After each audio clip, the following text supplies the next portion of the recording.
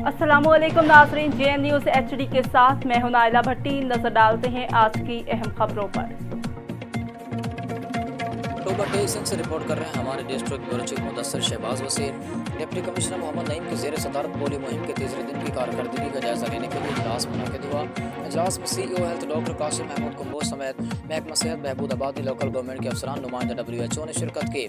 CEO health doctor Qasim Mahmood ने तीसरे दिन की कारकर्दगी बारे में तफसीली ब्रीफिंग दी। इंसदाद पोलियो मुहिम के तीसरे दिन 1,26,176 बच्चों को पोलियो वैक्सीन के खतरे पिलाए गए।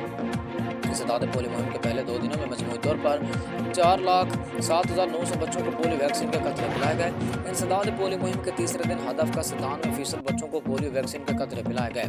जुमेरात और जुमा को कैचअप डेज पर किसी वजह से रह जाने वाले बच्चों को हर सूरत कवर किया जाए। डिप्टी कमिश्नर टोबा टेक सिंह ने सिटी प्रेस क्लब कमाल के सहाफ़ी से गुफ्तगू करते बताया कि ज़िला टोबा के तमाम मुतल्लिका इंतजामिया एक टीम की हैसियत से काम करके मुल्क और अपने ज़िलों को पोलियो फ्री बनाया जाएगा।